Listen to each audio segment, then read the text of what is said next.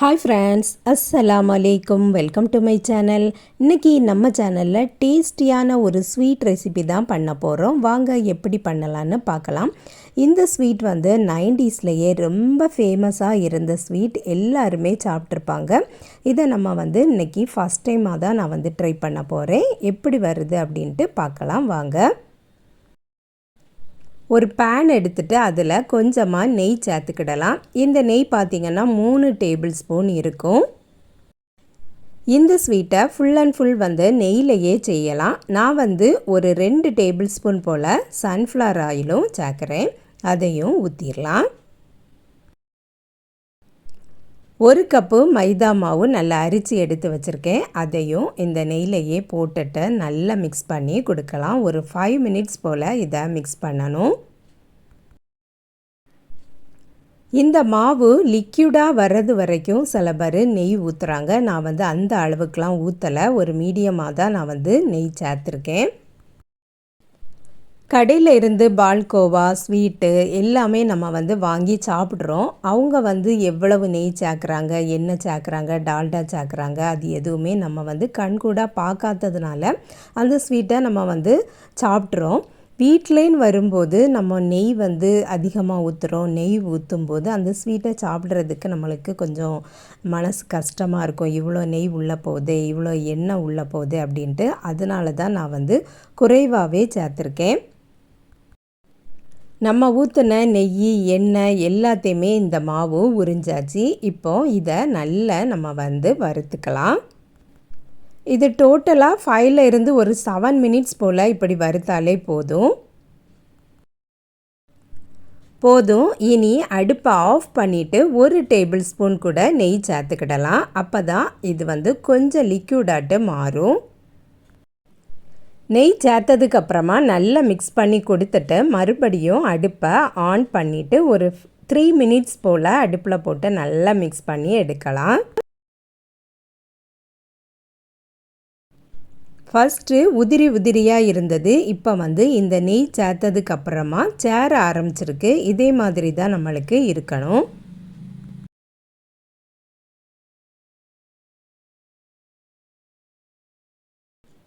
கட்டிகள் எதுவுமே வராது. நல்லா மிக்ஸ் ஆயிரும். மாவு பார்த்திங்கன்னா நல்ல ஸ்மூத்தாக தான் இருக்கும்.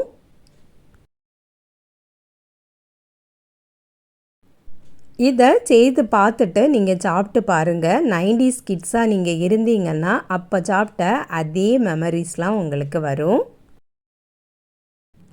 பிள்ளைங்கள்லாம் இப்போ ஸ்கூல் லீவில் வீட்டில் நிற்கிறதுனால ஏதாவது ஸ்நாக்ஸு ஸ்வீட்டு இந்த மாதிரி கேட்டுகிட்டே தான் இருப்பாங்க. கடையிலேருந்து வாங்கி கொடுக்காம நம்ம ஒவ்வொரு நாளும் ஒவ்வொரு விதமாகவே நம்ம வந்து செய்து கொடுக்கலாம்.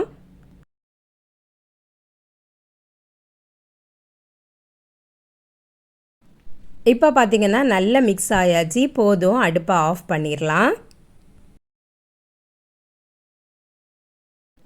இவ்வளவு நேரமும் அடுப்பில் போட்டு மிக்ஸ் பண்ணினதுனால இது வந்து நல்ல ஹீட்டாட்டு இருக்கும். இதை வேற ஒரு பவுலுக்கு மாற்றிடலாம். வேற ஒரு பவுலுக்கு மாற்றினதுக்கு அப்புறமா இந்த ஹீட் வந்து ஃபுல்லாக ஆறணும். லைட்டாக ஒரு ஹீட் இருந்தால் போதும். அதுக்கப்புறம் தான் நம்ம வந்து அடுத்த ப்ராசஸ் பண்ணணும். அது வரை அப்படியே ஆற விட்டுறலாம். 1 கப்பு மைதா மாவு சேர்த்துருக்கோம். இதுக்கு ஸ்வீட்டுக்கு வந்து 1/2 கப்பு போல் சீனியை எடுத்து நல்லா பவுடர் பண்ணி வச்சுக்கிடணும். இப்போ பார்த்திங்கன்னா இந்த மாவு வந்து ரூம் டெம்பரேச்சருக்கு வந்தாச்சு. இனி வந்து இதில் ஒரு 2 டேபிள் ஸ்பூன் போல் நான் வந்து மில்க் பவுடர் சேர்த்துருக்கேன். மில்க் பவுடர் சேர்க்கும்போது இன்னும் நல்ல டேஸ்டியாகிட்டு இருக்கும். அதுக்காக வேண்டி சேர்த்துருக்கேன்.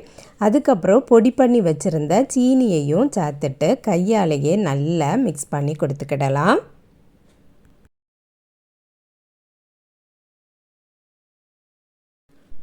அந்த மைதா மாவு, பொடி பண்ணி வச்சுருந்த சீனி, அதுக்கப்புறம் மில்க் பவுடர் எல்லாம் சேர்த்து நல்லா மிக்ஸ் ஆகட்டும்.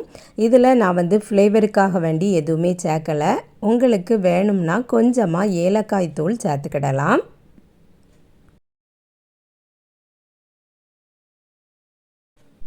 நம்ம ஊற்றிருந்த நெய்யோட அளவு பார்த்திங்கன்னா கொஞ்சம் குறைவு தான். அதனால் எனக்கு இந்த அளவுக்கு மாவு வந்து ரெடியாக கிடச்சிருக்கு. சப்பாத்தி மாவு மாதிரி உருண்டு வரலை, இப்படி தான் இருக்குது. இதுவே போதும், கரெக்டாக தான் இருக்கும். இதை அப்படியே நான் வந்து ஒரு கேக் டின்னில் கீழே வந்து பேப்பர் போட்டிருக்கேன், அதிலையே போட்டுடலாம். இந்த மாவை ஃபுல்லாக போட்டதுக்கப்புறமா கையாலேயே நல்லா அழுத்தி விட்டுட்டோம்னா நல்லா செட் ஆயிரும். சப்பாத்தி மாவு மாதிரி வரலையே அப்படின்னு சொல்லி மறுபடியும் எக்ஸ்ட்ரா நெய் எதுவுமே சேர்க்க வேண்டிய அவசியம் இல்லை. இந்த மாதிரி நம்ம வந்து கையால் நல்லா அழுத்தி விட்டுட்டா போதும்.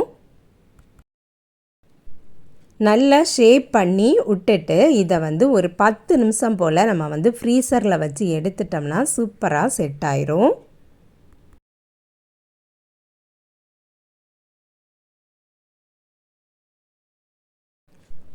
இந்த மாதிரி நல்லா ப்ரெஸ் பண்ணி கொடுத்தாச்சு. இனி வந்து ஒரு 10 நிமிஷம் போல் ஃப்ரீசரில் வச்சு எடுத்துக்கலாம். இப்போ பார்த்திங்கன்னா நான் வந்து ஃப்ரீசரில் இருந்து வெளியில் எடுத்தாச்சு. இனி வந்து இதை டிமோல்டு பண்ணிடலாம். ஃப்ரீசரில் வைக்காட்டாலும் ஒரு 1/2 அன் ஹவர் போல் வெளியில் வச்சிங்கனாலும் சூப்பராக செட் ஆயிரும். சூப்பராக டிமோல்ட் ஆகி வந்தாச்சு. நம்ம போட்ட பேப்பர் வந்து அப்படியே தான் இருக்குது.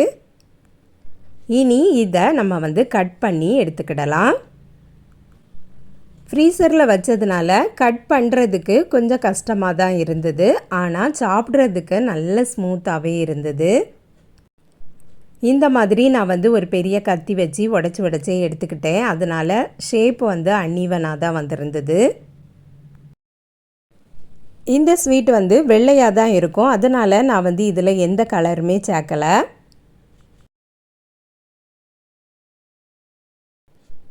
கட் பண்ணுறதுக்கு தான் ஒரு மாதிரி வந்தது, ஆனால் சாப்பிட்றதுக்கு ரொம்பவுமே டேஸ்டியாக இருக்கும், நல்ல ஸ்மூத்தாக இருக்கும். நீங்கள் வந்து கண்டிப்பாக ட்ரை பண்ணி பாருங்கள் ஃப்ரெண்ட்ஸ். இந்த வீடியோ பிடிச்சிருந்தால் லைக் பண்ணுங்கள், ஷேர் பண்ணுங்கள்.